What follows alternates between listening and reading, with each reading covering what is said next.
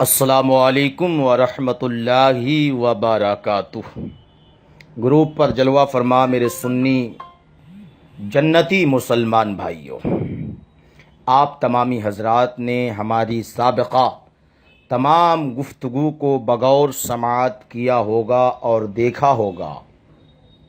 مہذب مؤدب انداز میں اس ناچیز حقیر فقیر نے فریق ثانی کے ہر سوال کا جواب مدلل قرآن و حدیث اور تفاسیر کی روشنی میں پیش کیا، مگر فریق ثانی کی طرف سے ان کے موقف پر ایک بھی دلیل نہ تو قرآن سے، نہ حدیث سے، نہ ہی تفسیر سے ہمیں دیا گیا۔ ہم نے کئی سوالات قائم کیے، اس کا کوئی جواب نہیں آیا۔ ہم نے یہ سوال قائم کیا تھا کہ اللہ تعالیٰ نے قرآن پاک سورۃ التوبہ کے اندر نبی کریم صلی اللہ تعالی علیہ وسلم کو حکم دیا کہ منافقین پر اور کفاروں پر سختی کرو، تو کیا میرے آقا نے قرآن کی اس حکم کی تعمیل کی یا نہیں؟ نبی نے کفار پر اور منافقین پر سختی کی کہ نہیں؟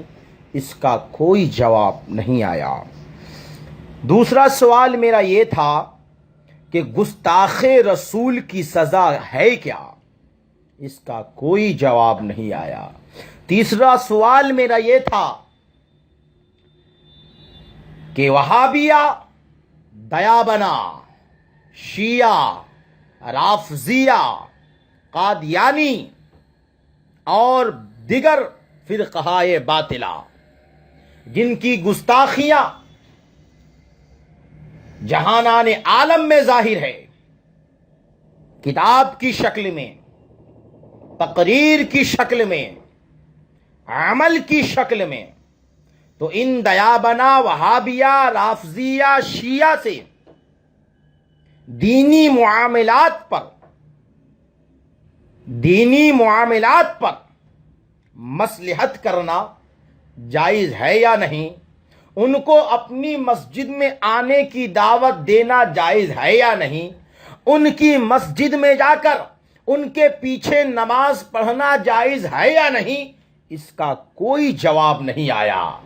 گویا کہ فریق ثانی نے ان تمام سوالات کا جواب نہ دے کر اس بات کو ظاہر و باہر کر دیا کہ کہیں نہ کہیں ان کے دل میں وہابیہ، دیابنا، رافضیہ، شیعہ کے تعلق سے مروت، مودت، محبت ہے، مگر ہم نے دیکھا ہے کہ اس جناب نے ہم سنی مسلمانوں کو امام احمد رضا خان فاضل بریلوی کے چاہنے والوں کو ایسی غلیظ گالیاں دی ہے اور ایسے لقب سے منقب کیا ہے جس سے یہ ظاہر و باہر ہوتا ہے کہ یہ وہابیہ کے بارے میں تو زبان نہیں کھولتے، یہ دیوبندیہ کے بارے تو زبان نہیں کھولتے، یہ رافضی کے بارے زبان تو نہیں کھولتے، مگر ہمارے بارے میں طرح طرح کی افترا بازی اور بہتان تراشی سے کام لیتے ہیں۔ مگر پیارے، میں اگر ان کی ساری گالیاں، ان کی ساری بہتان تراشیاں اگر نیٹ پہ لوڈ کر دوں تو ان کی عزت جو ہے وہ کہیں کی نہیں رہے گی۔ یہ بندہ کہیں پر منہ دکھانے کے لائق تک نہیں رہے گا۔ اجماعی طور پر، کلی طور پر اس نے ہر ایک رضا کے چاہنے والے کو جو ہے خارج اسلام بتایا ہے۔ اب آپ سمجھ سکتے ہیں کہ جو امام احمد رضا خان فاضل بریلوی علیہ رحمت و رضوان کے چاہنے والے کو اجماعی طور پر، اجماعی کسی خاص فرد کا نام نہیں لیا بلکہ اجماعی طور پر کہا کہ ہر رضا خانی جبکہ یہ رضا خانی کا لفظ وہابیہ کا ہے، دیا بنا کا ہے، وہی وہابیہ والا طریقہ، وہی دیا بنا والا طریقہ یہ جناب اپناتے ہوئے نظر آ رہے ہیں۔ تو آپ ان کے تعلق سے، ان کے فکر کی تعلق سے، ان کے ذہن کے تعلق سے آپ خوب آشنا ہو چکے ہوں گے، اور میں دلائل و شواہد سے انشاءاللہ تعالی آگے بھی بات کرتا ہوں اور آپ کو سمجھانے کی کوشش کرتا ہوں کہ دیابنا، وہابیہ، خارجیہ، شیعہ کو مسجد میں نہ آنے دینا، ان کو اپنی مسجد سے دور کرنا، یہ غلط طریقہ نہیں، بلکہ ان کو اپنی مسجدوں سے نکالنا، اپنی مسجد کے قریب آنے نہ دینا، یہ سنت رسول بھی ہے، سنت صحابہ بھی ہے، سنت اولیاء بھی ہے۔ معزز سامعین کرام، آئیے وہ لوگ جن کا ذہن یہ بنا ہوا ہے کہ جو کلمہ پڑھ لیتے ہیں چاہے وہ کسی بھی فرقہ سے تعلق رکھے، ان کو مسجد میں آنے سے نہیں روکنا چاہیے، ان کے پیچھے بھی نماز پڑھنے سے ہمیں نہیں رکنا چاہیے، کسی کو برا مت کہو، کسی کو لعن طعن مت کرو، وہ بھی کلمہ پڑھتے ہیں، ہم بھی کلمہ پڑھتے ہیں، وہ بھی قرآن پڑھتا ہے، ہم بھی قرآن پڑھتے ہیں۔ تو ایسے لوگوں کے لیے آئیے میں آپ تمامی حضرات کے سامنے ایک حدیث پیش کرتا ہوں اور صلح کلیت کا جنازہ اس حدیث سے نکالتا ہوں انشاءاللہ تعالی۔ کتاب کا نام سنن ابو داود، سنن ابو داود، جلد نمبر 2، باب نمبر 31، کتاب السنہ، صفحہ نمبر 802 کے اندر یہ حدیث پاک موجود ہے۔ آپ اس حدیث کا ترجمہ سنیں، انشاءاللہ تعالی آپ کے تمام شکوک و شبہات دور ہو جائے گی۔ حضرت ابو سعید خدری اور حضرت انس بن مالک رضی اللہ تعالی عنہما سے مروی ہے کہ حضور نبی اکرم صلی اللہ تعالی علیہ وسلم نے فرمایا، ان قریب میری امت میں اختلاف اور تفرقہ بازی ہوگی۔ حدیث کے الفاظ یہ ہیں، سیکون فی امتی اختلافا،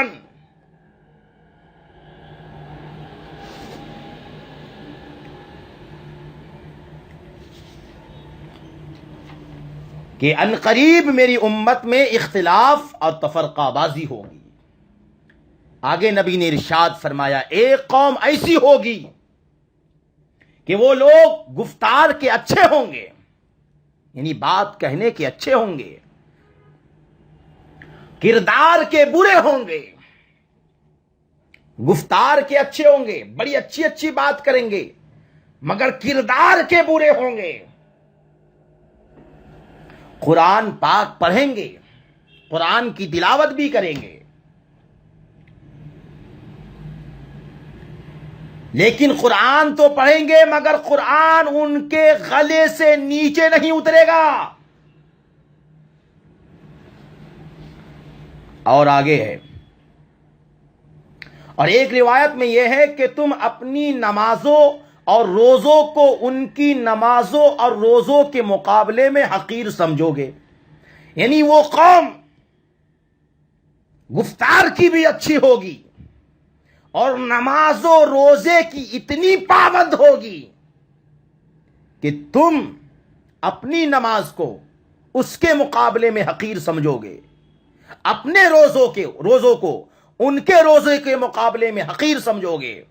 تمہارا دل کہے گا کہ سب سے اچھی نماز تو یہی لوگ پڑھتے ہیں، سب سے اچھا روزہ تو یہی لوگ رکھتے ہیں۔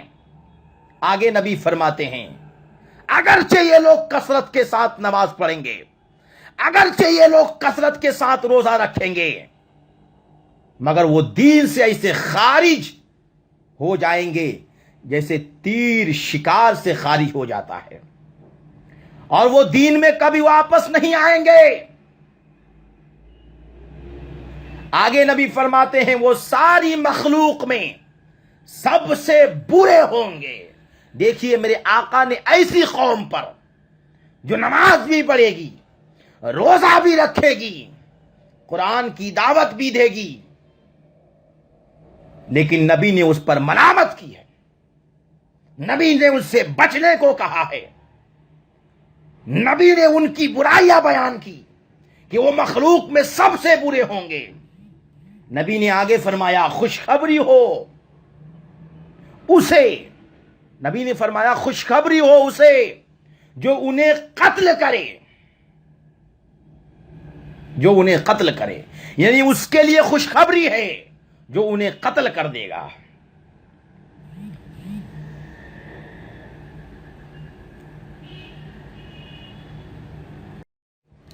آئیے چلتے چلتے میں آپ تمامی حضرات کے سامنے ایک اور حدیث پیش کر دیتا ہوں تاکہ آپ کا ذہن اور کھل جائے اور آپ کو سمجھ میں آئے کہ صرف کسی کے نماز اور روزے کو دیکھ کر آپ اسے ایماندار نہ سمجھ بیٹھے اور ان کو اپنی مسجد میں بلانا شروع نہ کر دیں، ان کے پیچھے نماز پڑھنا شروع نہ کر دیں۔ کتاب کا نام مسند ابی یعلا الموصلی ہے، جلد نمبر 1 ہے، حدیث نمبر 85 ہے، صفحہ نمبر 59 ہے، اور یہی حدیث سنن دار القطنی جلد نمبر 2 کتاب العیدین صفحہ نمبر 71 کے اندر موجود ہے، صفحہ نمبر 41 کے اندر موجود ہے۔ حضرت انس بن مالک رضی اللہ تعالی عنہ سے مروی ہے، وہ فرماتے ہیں کہ حضور نبی اکرم صلی اللہ تعالی علیہ وسلم کے زمانے میں ایک شخص تھا جس کی عبادت گزاری اور مجاہدے نے ہمیں حیرانی میں مبتلا کیا ہوا تھا، یعنی وہ انسان اتنی نماز پڑھتا تھا، مجاہدے میں اس قدر مشہور تھا کہ صحابہ کرام خود حیران تھے کہ اتنا بڑا متقی، اتنا بڑا عبادت گزار، اتنا بڑا مجاہد۔ اور ایک روایت میں ہے کہ یہاں تک کہ حضور نبی اکرم صلی اللہ تعالی علیہ وسلم کے صحابہ کرام میں سے بعض صحابہ اسے خود سے افضل سمجھنے لگے تھے، گرداننے لگے تھے، یعنی بعض صحابہ اس مجاہد کو، یعنی ریاکار مجاہد کو، اس نمازی کو اپنے سے اچھا گمان کرنے لگے تھے کہ ہم سے اچھا تو وہ ہے۔ چنانچہ حضرت انس بن مالک رضی اللہ تعالی عنہ فرماتے ہیں کہ ہم نے رسول کریم صلی اللہ تعالی علیہ وسلم کے سامنے اس کا نام، اس کی صفات بیان کر کے اس کا تعارف کروایا۔ ایک دفعہ ہم ذکر کر رہے تھے کہ وہ شخص آ گیا، ہم نے عرض کیا کہ یا رسول اللہ وہ یہی شخص ہے۔ اس کے بعد کیا ہوا؟ اس کے بعد آپ صلی اللہ تعالی علیہ وسلم نے فرمایا بے شک تم جس شخص کی خبر دیتے تھے یقیناً اس کے چہرے میں شیطانی رنگ ہے، سو وہ شخص قریب آیا، یعنی اب وہ شخص جو ہے نبی کے بالکل قریب ہو گیا، یہاں تک کہ ان کے پاس آ کر کھڑا ہو گیا، اور اس نے سلام بھی نہیں کیا، نبی کے پاس آیا، نبی کو سلام بھی نہیں کیا، تو حضور نبی اکرم صلی اللہ تعالی علیہ وسلم نے فرمایا میں تجھے اللہ کی قسم دیتا ہوں،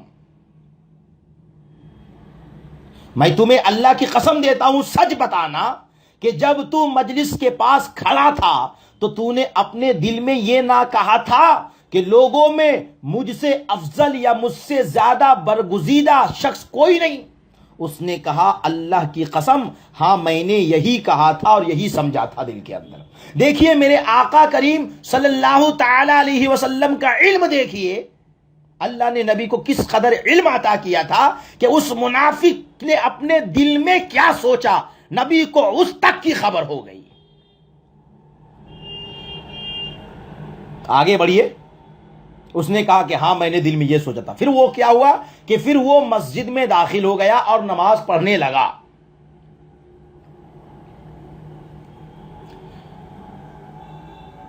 اور ایک روایت میں ہے کہ پھر وہ شخص مڑا مسجد کے صحن میں آیا، نماز کی تیاری کی، ٹانگیں سیدھی کی اور نماز پڑھنے لگا۔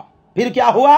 حضور نبی اکرم نے فرمایا اس شخص کو کون قتل کرے گا؟ دیکھو نماز پڑھتے گیا ہے، نماز پڑھتا ہے، لوگوں کے درمیان مشہور ہے کہ بڑا متقی ہے، بڑا پرہیزگار ہے، بڑا مجاہد ہے، مگر نبی نے ان کے دل کی کیفیت کو جان لی تھی، نبی نے ان کی شیطانیت کو جان لیا تھا۔ میرے آقا کریم صلی اللہ تعالی علیہ وسلم کے سامنے ان کی منافقت چھپی ہوئی نہیں تھی، اس لیے میرے آقا کریم نے فرمایا کون ہے جو اسے قتل کرے گا؟ آج لوگ کہتے ہیں نمازی کو قتل مت کرو، نمازی کو برا بھلا مت کہو، نمازی کو مسجد سے باہر مت کرو۔ ارے نبی نمازی کو قتل کرنے کا حکم دے رہے۔ حضرت ابو بکر نے عرض کیا یا رسول اللہ میں کروں گا قتل اسے۔ پھر کیا ہوا؟ سو اس کے پاس گئے، حضرت ابو بکر ان کے پاس گئے تو اسے نماز پڑھتے ہوئے پایا، کہنے لگا سبحان اللہ میں نماز پڑھتے شخص کو کیسے قتل کروں؟ وہ واپس آ گئے، جب کہ حضور نبی اکرم نے نمازیوں کو قتل کرنے سے منع فرمایا ہے تو وہ باہر نکل گئے۔ حضور نبی اکرم نے فرمایا تو نے کیا کیا؟ عرض کیا میں نے اس حالت میں کہ وہ نماز پڑھ رہا تھا اسے قتل کرنا پسند نہیں کیا، جبکہ آپ نے نمازی کو قتل کرنے سے منع کیا ہے۔ آپ صلی اللہ علیہ وسلم نے فرمایا کون ہے جو اسے قتل کرے گا؟ حضرت ابو بکر صدیق واپس آ گئے، پھر بھی نبی فرماتے کون ہے جو اسے قتل کرے گا؟ حضرت عمر فاروق رضی اللہ تعالیٰ عنہ عرض کرنے لگے یا رسول اللہ میں اسے قتل کروں گا۔ پھر حضرت عمر فاروق اس کے پاس گئے تو اسے اللہ کی بارگاہ میں سر جھکاتے دیکھا، یعنی رکوع میں پایا۔ حضرت عمر نے کہا حضرت ابو بکر مجھ سے افضل ہیں، لہٰذا وہ بھی اسے قتل کیے بغیر باہر نکل گئے۔ تو حضور نبی اکرم نے فرمایا تو نے کیا کیا؟ عرض کیا میں نے اسے اللہ کی بارگاہ میں سجدہ کرتے دیکھا تو اسے اس حالت میں قتل کرنا پسند نہ کیا۔ آپ نے فرمایا کون شخص ہے جو اسے قتل کرے گا؟ حضرت ابو بکر واپس آ گئے، حضرت عمر واپس آ گئے، پھر بھی نبی فرماتے کون ہے جو اسے قتل کرے گا؟ حضرت علی نے عرض کیا یا رسول اللہ، حضرت علی نے عرض کیا یا رسول اللہ میں قتل کروں گا۔ آپ صلی اللہ علیہ وسلم نے فرمایا تم ہی اس کے قتل کے لیے ہو، اگر تم نے اسے پا لیا تو تم ضرور اسے قتل کر دو گے۔ راوی کا بیان ہے کہ وہ اندر اس کے پاس گئے، یعنی حضرت علی جب ان کے اندر مسجد کے اندر اس کے پاس گئے تو دیکھا کہ وہ نہیں تھا، چلا گیا تھا۔ حضور نبی اکرم کے پاس واپس لوٹے، آپ نے فرمایا تو نے کیا کیا علی؟ حضرت علی نے عرض کیا یا رسول اللہ میں گیا تو میں نے دیکھا کہ وہ نہیں تھا، چلا گیا۔ آپ نے فرمایا اگر وہ قتل کر دیا جاتا تو میری امت میں دو آدمیوں میں کبھی اختلاف نہیں ہوتا۔ وہ فتنے میں ان کا اول اور اخیر تھا۔ حضرت موسیٰ کا بیان ہے، حضرت موسیٰ صحابی کا بیان ہے کہ حضرت محمد بن کعب رضی اللہ تعالیٰ عنہ سے سنا، فرماتے ہیں وہ وہی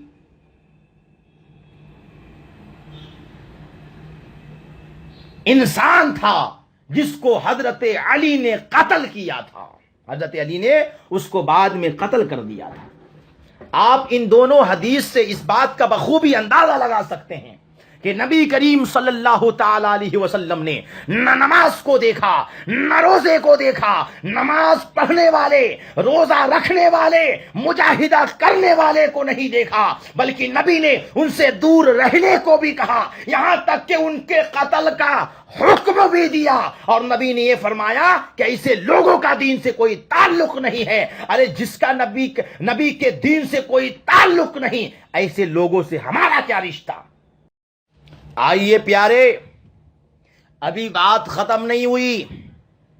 وہ لوگ جو کہتے ہیں کسی کو مسجد سے باہر مت کرو، کسی کو نماز پڑھنے سے مت روکو، اپنی مسجد سے دیوبندی وہابی کو مت نکالو، آؤ میں آپ کو بتاتا ہوں۔ کتاب کا نام تفسیر کبیر، لکھنے والے امام فخر الدین رازی رحمت اللہ تعالی علیہ، جلد نمبر 8، جلد نمبر 8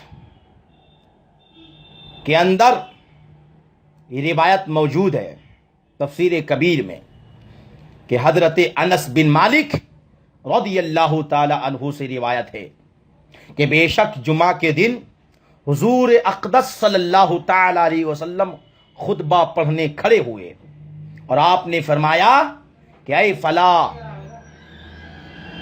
فلاں نکل جا تو منافق ہے، اے فلاں نکل جا تو منافق ہے۔ پس مسجد سے اس طرح ذلیل کر کے کئی لوگوں کو نکالا۔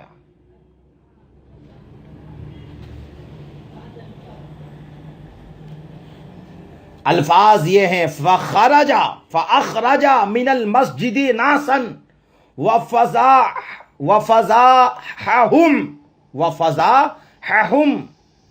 فَهَذَا هُوَ الْعَذَابُ الْأَوَّلُ وَالثَّانِي عَذَابُ الْقَبْرِ۔ کیا مطلب ہے؟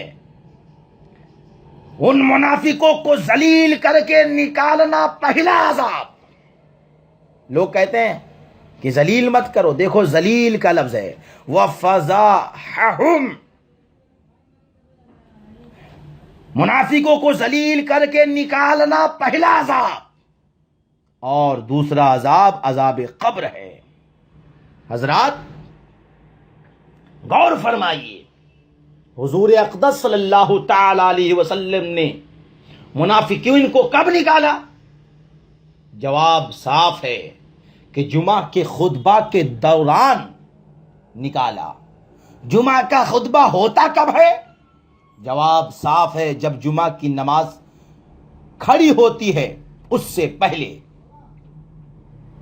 تو جب نماز سے پہلے دوران خطبہ ان منافقین کو نکال دیا گیا، تو اس کا صاف مطلب یہی ہے کہ ان منافقین کو مسجد میں نماز نہیں پڑھنے دیا گیا، اور نماز قائم ہونے سے پہلے ہی ان منافقین کو نماز پڑھے بغیر مسجد سے نکال دیا گیا، یعنی مسجد میں نماز پڑھنے سے روک دیا گیا۔ اور نماز پڑھنے سے روکنے کا انداز بھی کیسا نرالا تھا کہ دوران خطبہ نام لے لے کر کھڑا کیا گیا، اور پھر یہ فرمایا گیا کہ اے فلاں تو نکل جا، اے فلاں تو نکل جا، تو منافق ہے، یعنی حاضرین مجلس کے درمیان ذلیل کر کے مسجد سے نکالا گیا۔ اب بتاؤ،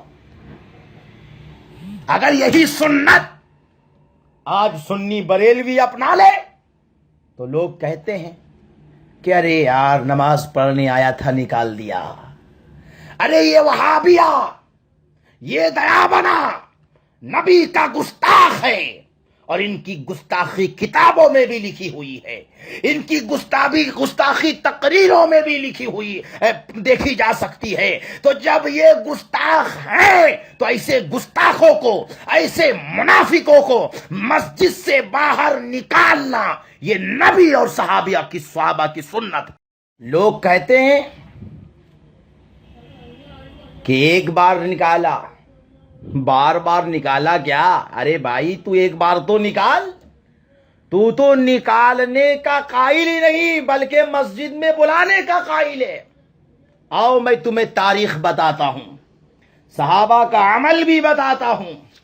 صحابہ کرام کیا کیا عمل تھا گستاخ رسول اور منافقوں کے تعلق سے، سنیے۔ السیرۃ النبویہ، السیرۃ النبویہ لابن ہشام کتاب کا نام۔ مصنف کون ہے؟ عبد الملک بن ہشام بن ایوب ذہبی۔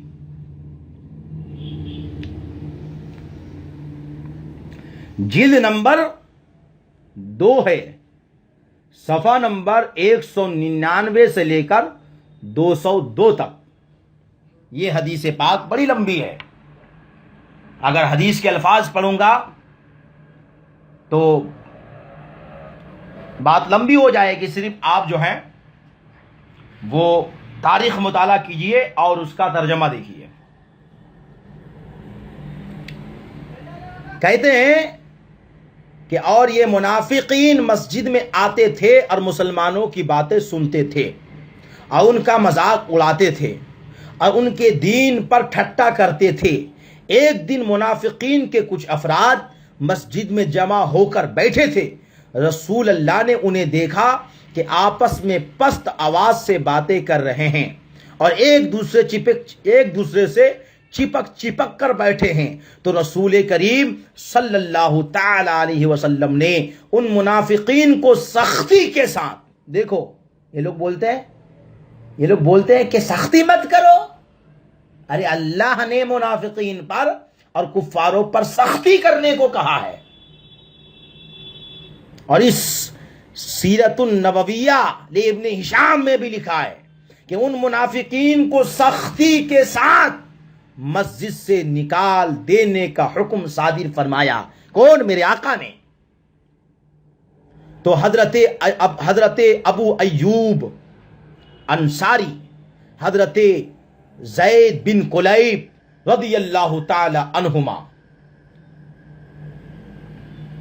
قبیلہ بنی غنم بن ملک بن نجار کے ایک شخص جن کا نام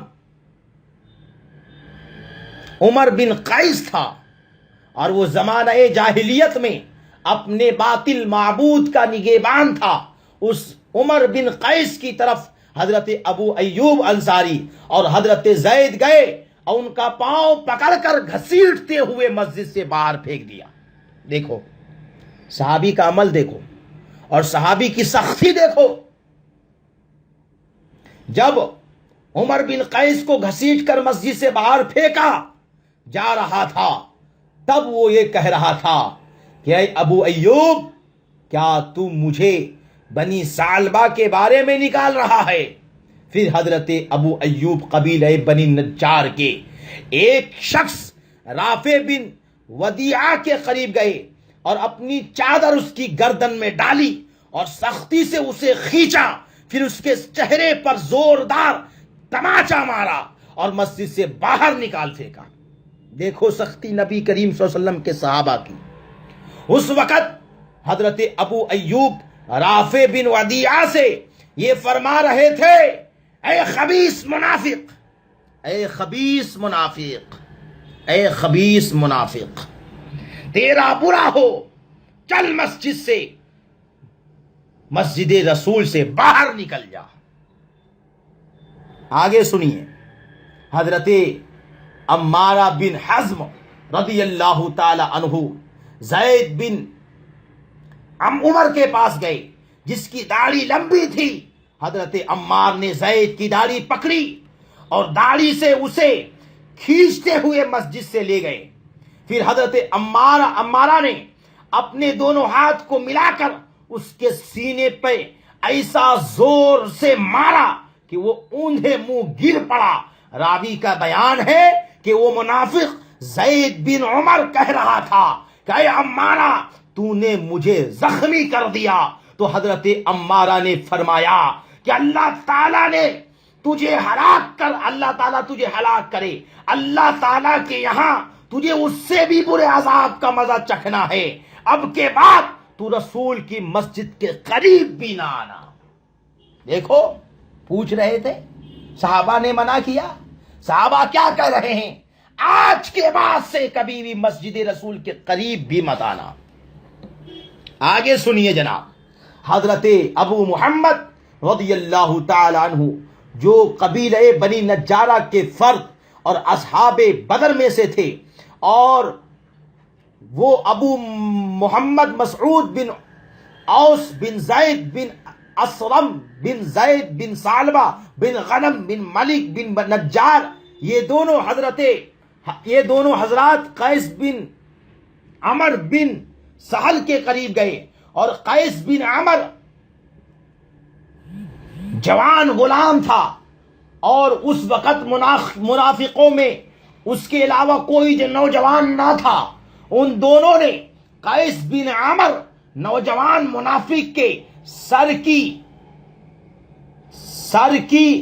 گدی تالو میں مارتے مارتے اسے مسجد سے باہر کر دیا، اور جب حضور اقدس صلی اللہ تعالی علیہ وسلم نے منافقین کو مسجد سے نکالنے کا حکم صادر فرمایا، تب حضرت سعید خدری کے قبیلہ بنی خدرہ سے ایک شخص کھڑے ہوئے جن کا نام عبداللہ بن حارث تھا۔ وہ حارث بن عمر نام کے شخص کے قریب گئے۔ حارث کے سر کے بال بڑے لمبے تھے۔ حضرت عبداللہ نے حارث منافق کے سر کے لمبے بالوں کو سختی سے پکڑا اور اسے گھسیٹا، اور وہ جس راستے سے مسجد میں آیا تھا اسی راستے سے لا کر مسجد سے باہر کر دیا۔ آگے لکھا سیرت النبویہ ابن ہشام کے اندر راوی بیان کرتے ہیں، جب حضرت عبداللہ اس منافق کے بال پکڑ کر اسے مسجد سے نکال رہے تھے، تب وہ منافق کہہ رہا تھا، اے ابن حارث، تو نے مجھ پر بڑا سخت رویہ اپنا رکھا ہے۔ تو حضرت عبداللہ نے فرمایا کہ تو اسی کے لائق ہے، اے اللہ کے دشمن، اسی آیت کی وجہ سے جو اللہ نے تیرے بارے میں منافقین کے بارے میں نازل کی ہے، آج کے بعد تو رسول کی مسجد کے قریب ہرگز مت آنا کیونکہ تو ناپاک ہے۔ دیکھو صحابہ کرام کا رویہ منافقین کے تعلق سے۔ اور سنیے جناب، حضرت صحابہ کرام کا رویہ منافقین کے تعلق سے۔ اور قبیلہ بنی عمر بن عوف کا ایک شخص اپنے بھائی زبیہ بن حارث کے پاس گیا اور اسے انتہائی سختی کے ساتھ مسجد سے باہر کر دیا، اور اس کے ساتھ ناگواری کا اظہار کرتے ہوئے کہا کہ تجھ پر شیطان اور اس کا حکم غالب ہو گیا ہے۔ حضرات، ان تمام تاریخ، ان تمام احادیث کی روشنی میں یہ بات صاف طور پر ظاہر ہو جاتی ہے کہ صلح کلیوں کا یہ ضابطہ کہ کسی کو روکا نہ جائے، کسی کو برا بھلا نہ کہا جائے، کسی کو مسجد میں آنے سے روکا نہ جائے، کسی کے پیچھے بھی نماز پڑھ لو، کلمہ پڑھتا ہے نا۔ یہ ساری کی ساری حدیثیں ان منافقین کے طرفداروں، وہابی اور دیابنا کے طرفداروں کے منہ پہ کاری ضرب ہے۔ اگر اللہ نے توفیق دیا تو میں سمجھتا ہوں کہ ان تمام تاریخ کو سننے کے بعد کوئی بھی بندہ اس بات کا قائل نہیں ہوگا کہ دیابنا، وہابیہ، شیعہ، رافضیہ، قادیانیہ ان کی مسجد میں نماز پڑھا جائے، ان کو اپنی مسجد میں نماز پڑھنے دیا جائے۔ السلام علیکم ورحمۃ اللہ وبرکاتہ۔ معزز سامعین کرام، آپ میری ان آڈیوز کو سن کر اس بات کا اندازہ لگا لیے ہوں گے کہ نبی کریم اور صحابہ کا عمل، قول اور فعل گستاخ رسولوں کے تعلق سے، منافقین کے تعلق سے، بد مذہبوں کے تعلق سے کیا ہے، وہ ساری باتیں آپ کے ذہن میں آ گئی ہوں گی۔ اب صلح کلی ذہن سے بہربر ہونے والا انسان، فریق ثانی، جب دلیل سے قاصر رہا اور اپنے موقف پر کوئی دلیل نہیں دے پایا، تو پھر انہوں نے کیسی کیسی زبانیں استعمال کی اور کس کس طریقے کی غلیظ گالیاں دی، وہ آپ سماعت کریں۔ اور یہی ہوتا ہے کہ جب انسان علم سے پیدل ہوتا ہے یا اس کی عقل معوف ہو جاتی ہے، تو پھر وہ انسان بہکی باتیں کرتا ہے۔ جس انسان کو امام احمد رضا خان، ان کے چاہنے والوں، سنی صحیح العقیدہ کی دشمنی میں وہ جلے، تو ظاہر سی بات ہے ان کے عقل پہ ماتم ہی کرنا چاہیے، اور ان کے عقل پر آپ تمامی حضرات بھی ماتم کیجئے۔ اور ان کی کچھ آڈیوز میں دے رہا ہوں، وہ سنیے اور سمجھیے کہ صلح کلی ذہن رکھنے والے لوگ کس قدر گرے ہوئے ہیں۔ میں تو چاہتا نہیں تھا کہ ان سب باتوں کو آپ تمامی حضرات کے سامنے لایا جائے، مگر حد ہو گئی۔ تو جب حد ہو گئی تو انشاءاللہ تعالی آپ تمامی حضرات کے سامنے ان کی غلاظت کو لایا جا رہا ہے، تاکہ آپ تمامی حضرات ایسے ذہن و فکر والے لوگوں سے اپنے آپ کو بچائیں۔ ڈاکٹر صاحب، اس میں سارے وہابیوں نجدیوں کو شامل کرو۔ اس میں یہ سالوں کے رضا خانیوں کا پورا ان کو ننگے کرنا چاہیے۔ ان کو یہ بہت بڑا فتنہ عظیم ہے، ان کو دنیا کی ہر انسان ان کو تھوکنا چاہیے، ان کو سارے بازار۔ ان کو یہ سالہ صلح کلیت پر بات کرے گا، ارے صلح کلیت تو اس کی گھر کی دیوار بھی صلح کلیت میں ہے اس کی، یہ کیا بات کرے گا؟ جاہل مطلب شبیر دھوکے باز حرام کا۔ اس پوسٹ پہ ہماری بات ہو رہی تھی معلومات کی، اور جو ہے نا ایک دوسرے کو جو ہے نا سوالات اور جوابات کی کمینہ مناظرہ بول کے یوٹیوب پہ ڈالا ہے۔ اس کی ماں کا غدار حرام زادہ، اس کو حرام زادہ نہیں تو کیا کہیں گے؟